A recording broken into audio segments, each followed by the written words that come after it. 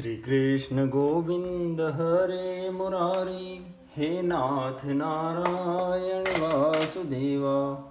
श्री कृष्ण गोविंद हरे मुरारी, हे नाथ नारायण वासुदेवा। हे नाथ नारायण वासुदेवा, हे नाथ नारायण वासुदेवा। श्रीमद्भागवत पुराण दशम स्कंध उत्तरार्ध अथ 82तमोऽध्यायः। भगवान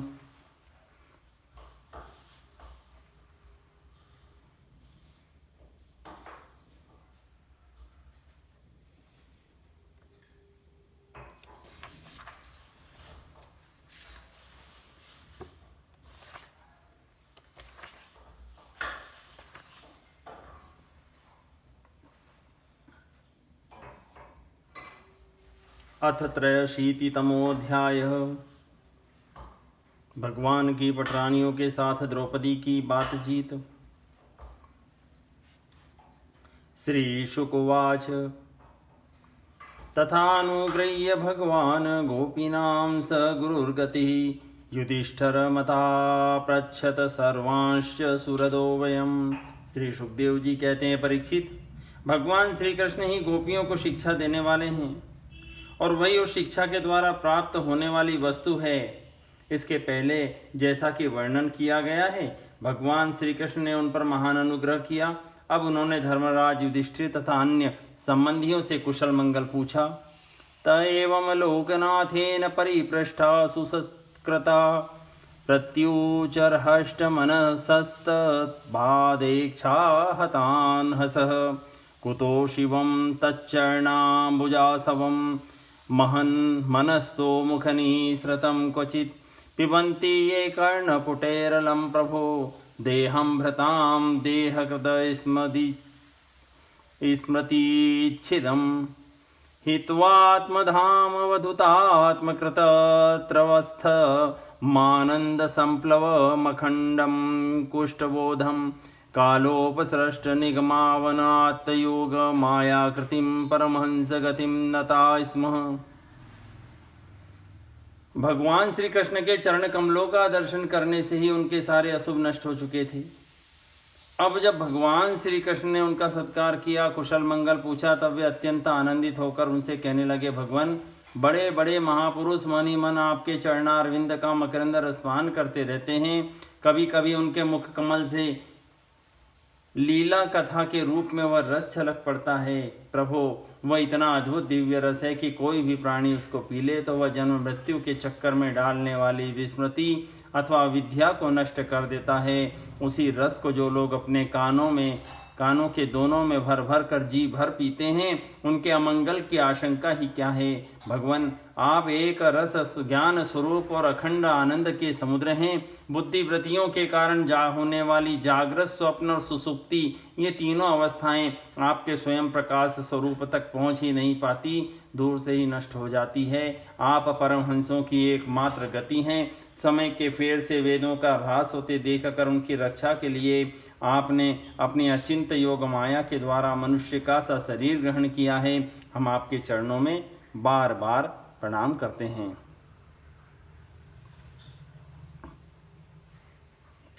ऋषिरुवाच इत्युत्तम श्लोक शिखामणिं जने स्वभीष्टु वत्स्वन्धक कौरव स्त्रिय समेत्य गोविंद कथा मिथो गृणम स्त्रीलोक गीता शृणु वर्णयामि ते।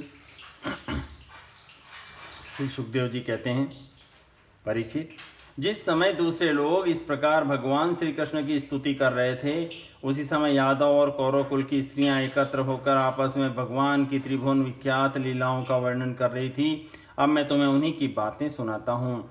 द्रौपदी उवाच हे वैदर्भचितो भद्रे, हे जाम्बवती कौसले, हे सत्यभामे कालिंदी, शैब्ये रोहिणी लक्ष्मणे, हे कृष्ण पत्न्य तन्नो ब्रूतवो भगवान स्वयं उपये में यथालोक मनु कुर्वन स्वमायया।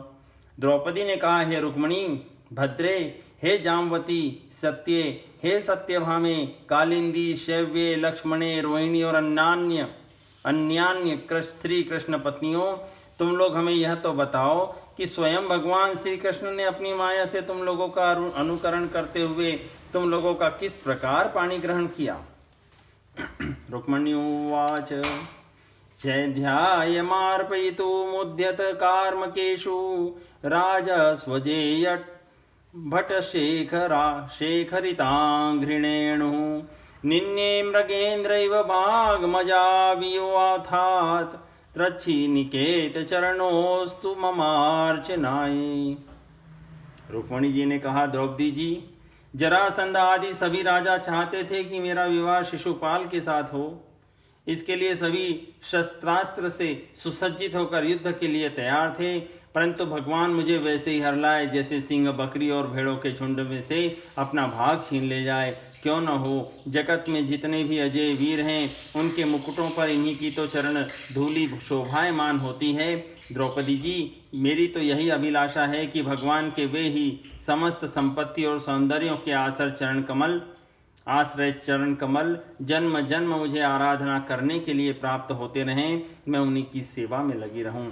सत्यभामोवाच यो मे सनाभिधतप्तर्दातेन लिप्ताभिशापमपमार्ष्टुमुपाजहार जित्वर्क्षराजमथ रत्नमदात सतेन भीत पिता दिशत मां प्रवेपि दत्ताम।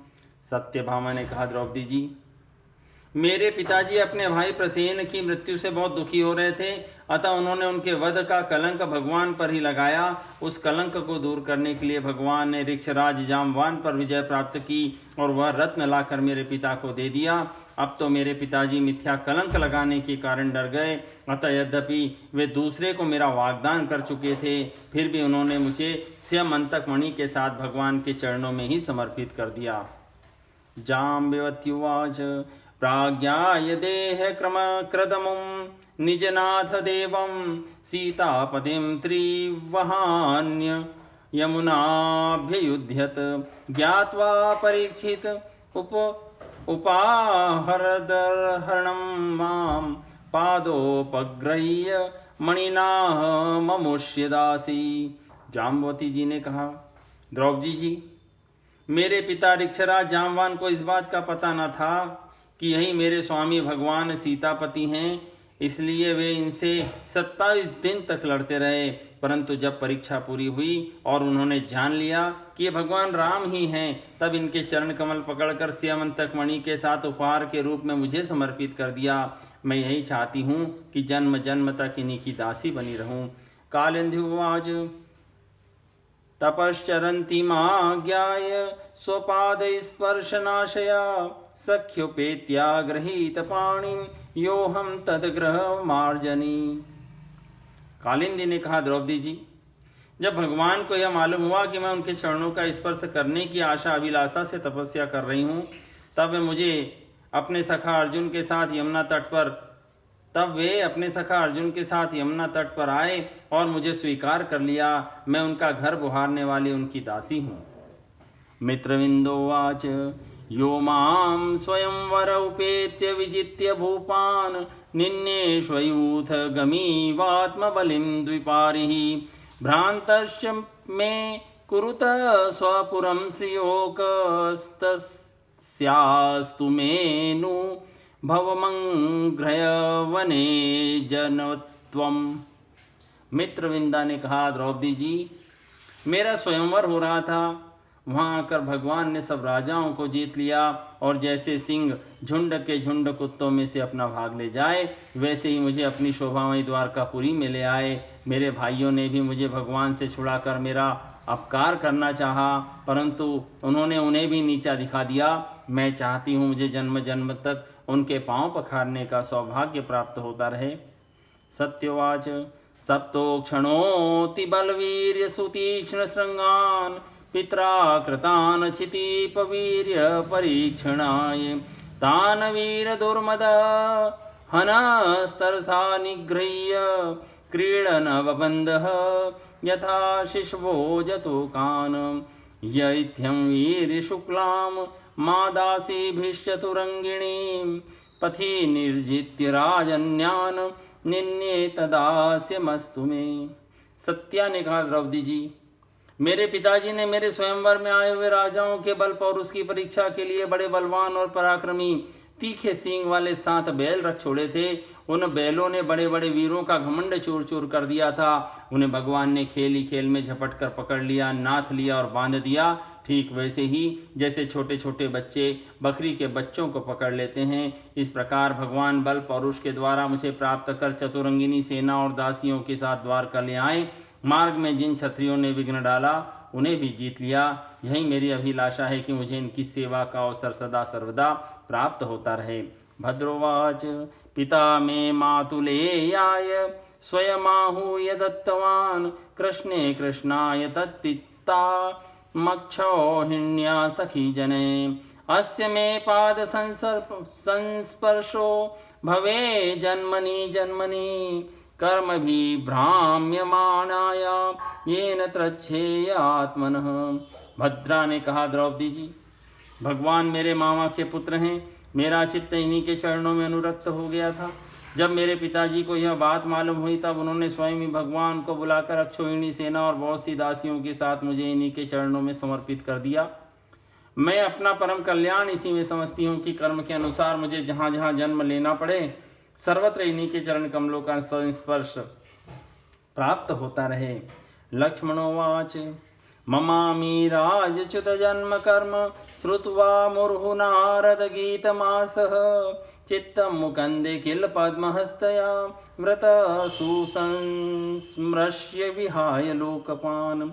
लक्ष्मण ने कहा, रानी जी, देवर्षि नारद बार बार भगवान के अवतार और लीलाओं का गान करते रहते थे। उसे सुनकर यह सोचकर कि लक्ष्मी जी ने समस्त लोकपालों का त्याग करके भगवान का ही वर्ण किया, मेरा चित्त भगवान के चरणों में आसक्त हो गया। ज्ञात्वा मम मतं साध्वी पिता दुहित्रवत्सलः व्रसेन इति ख्यातस्तत्रोपायमचीकरत् यथा स्वयंवरे राज्ञी मत्स्य पार्थेप्सया कृत अयं तु वैराच्छन्नो दृश्यते स जले परम् श्रुत्वे तत् सर्वतो भूपा आययुर्मत्पितुः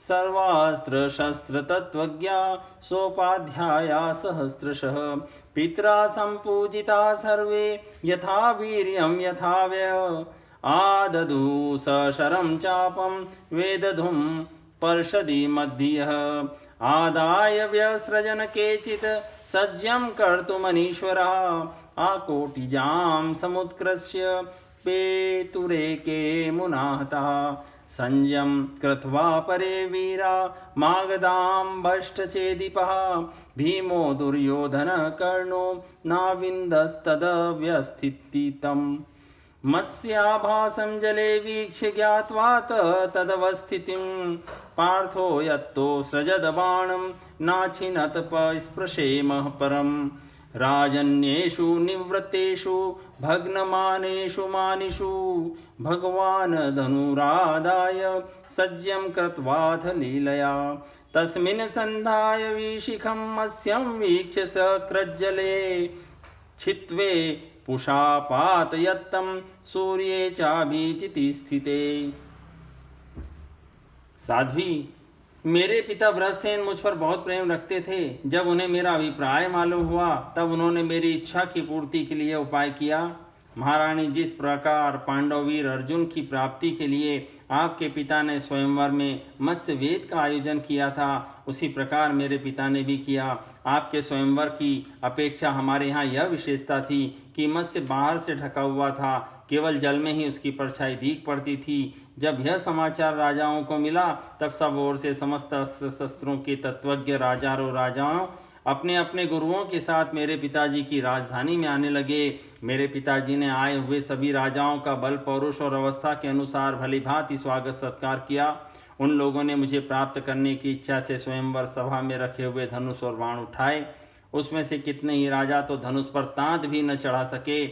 उन्होंने धनुष को ज्यों का त्यों रख दिया। कईयों ने धनुष की डोरी को एक सिरे से बांधकर दूसरे सिरे तक खींच तो लिया, परंतु वे उसे दूसरे सिरे से बांध न सके, उसका झटका लगने से गिर पड़े। रानी जी, बड़े बड़े प्रसिद्ध वीर जैसे जरासंध, अम्बष्ठ, नरेश, शिशुपाल, भीमसेन, दुर्योधन और कर्ण, इन लोगों ने धनुष पर डोरी तो चढ़ा ली, परंतु उन्हें मछली की स्थिति का पता न चला। पांडव वीर अर्जुन ने जल में उस मछली की परछाई देख ली और यह भी जान लिया कि वह कहाँ है। बड़ी सावधानी से उन्होंने बाण छोड़ा भी, परंतु उससे लक्ष्य वेद न हुआ। उनके बाण ने केवल उसका स्पर्श मात्र किया। रानी जी, इस प्रकार बड़े बड़े अभिमानियों का मान मर्दन हो गया। अधिकांश नरपतियों ने मुझे पाने की लालसा और साथ ही साथ लक्ष्य वेद की चेष्टा भी छोड़ दी। तब भगवान ने धनुष उठाकर खेली खेल में अनायास ही उस पर डोरी चढ़ा दी, बाण साधा और जल में केवल एक बार मछली की परछाई देखकर बाण मारा और उसे नीचे गिरा दिया। उस समय ठीक दोपहर हो रहा था। सर्वार्थ साधक अभिजित मुहूर्त बीत रहा था। यह मुहूर्त 11:45 से 12:15 के बीच का समय अभिजीत मुहूर्त के नाम से माना जाता है, जो बुधवार को नहीं होता है।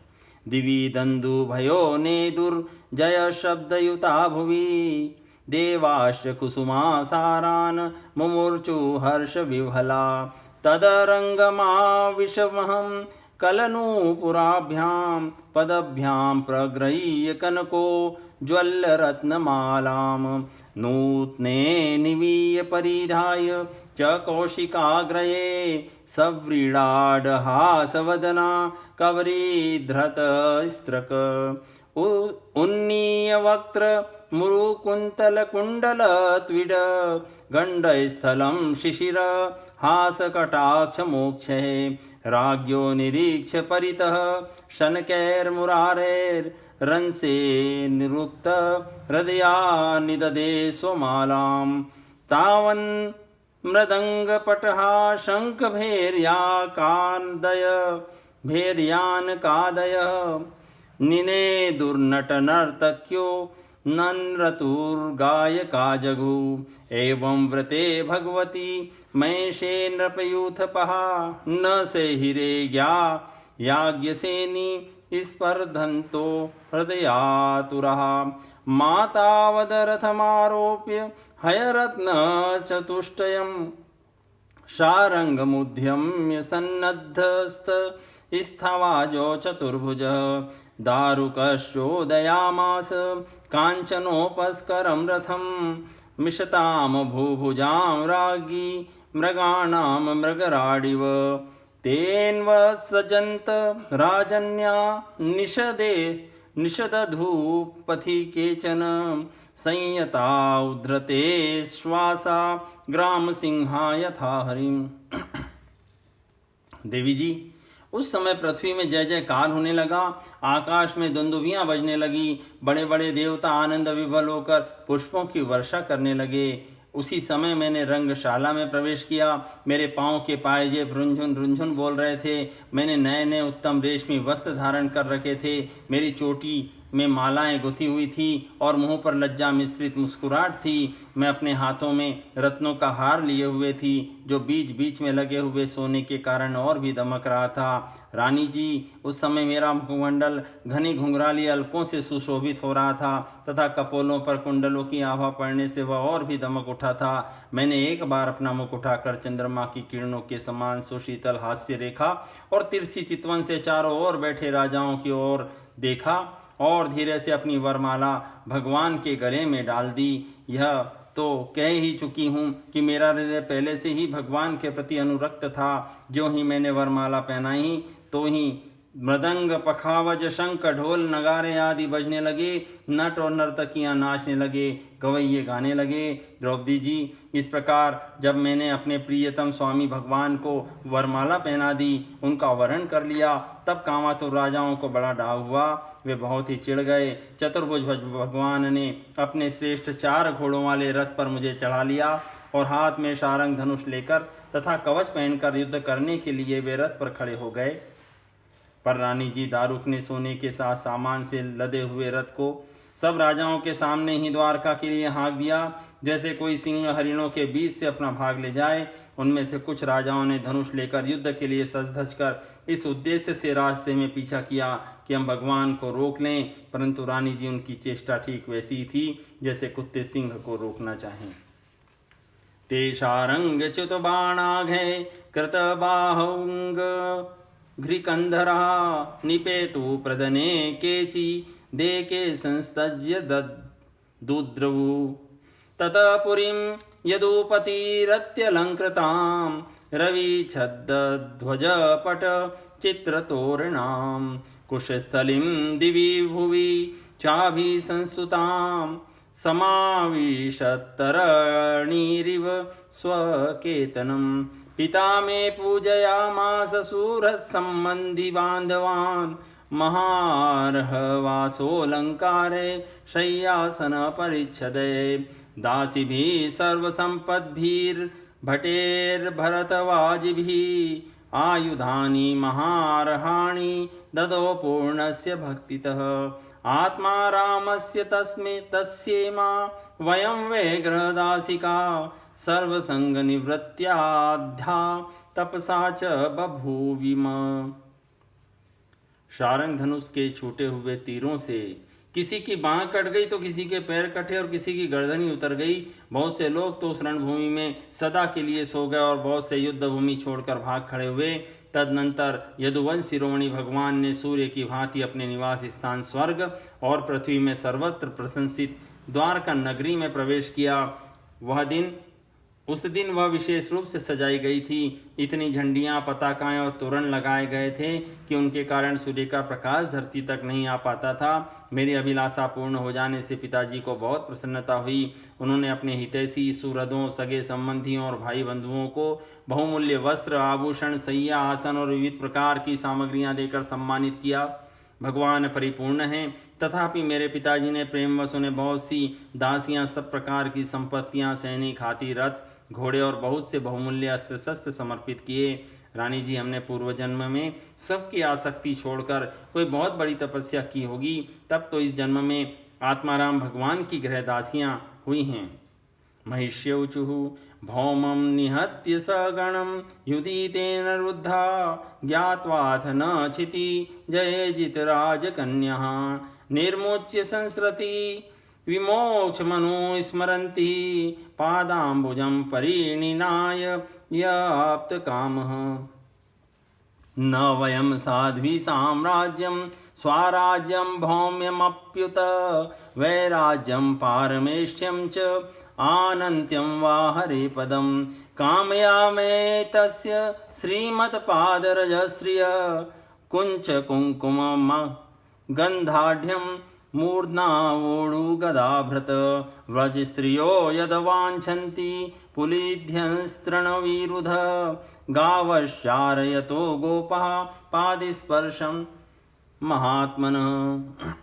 16,000 पत्नियों की ओर से रोहिणी जी ने कहा, भौमासुर ने दिग्विजय के समय बहुत से राजाओं को जीतकर उनकी कन्या हम लोगों को अपने महल में बंदी बना रखा था। भगवान ने यह जानकर युद्ध में भौमासुर और उनकी सेना का संहार कर डाला और स्वयं पूर्ण काम होने पर भी उन्होंने हम लोगों को वहां से छुड़ाया तथा पाणी ग्रहण करके अपनी दासी बना लिया। रानी जी, हम सदा सर्वदा उन्हीं चरण कमलों का चिंतन करती रहती थी जो जन्म मृत्यु रूप संसार से मुक्त करने वाले हैं। साध्वी द्रौपदी जी, हम साम्राज्य, इंद्रपद अथवा इन दोनों के भोग, अणिमा आदि ऐश्वर्य, ब्रह्मा का पद, मोक्ष अथवा सालोक्य, सारूप्य आदि मुक्तियां कुछ भी नहीं चाहती। हम केवल इतना ही चाहती हैं कि अपने प्रियतम प्रभु के सुकोमल चरण कमलों की वह श्रीरस सर्वदा अपने सिर पर वहन किया करें, जो लक्ष्मी जी के वक्ष स्थल पर लगी हुई केसर की सुगंध से युक्त है। उदार शिरोमणि भगवान के जिन चरण कमलों का स्पर्श उनके गौ चराते समय गोप गोपियां भीलिने, तिनके और घास लताएं तक करना चाहती थी, उन्हीं की हमें भी चाह है। इति श्रीमद्भागवते महापुराणे पारमहंस्यां संहितायां दशम स्कंदे उत्तरार्धे 83तमोऽध्याय संपूर्णम्।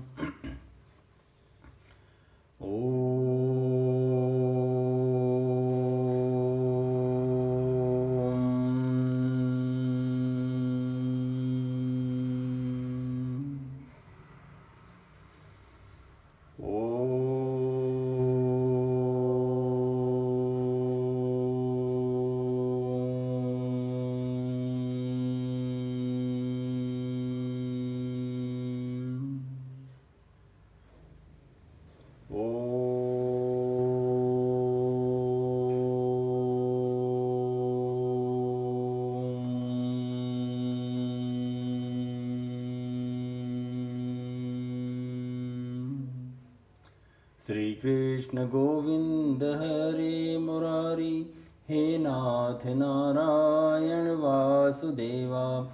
श्री कृष्ण गोविंद हरे मुरारी, हे नाथ नारायण वासुदेवा।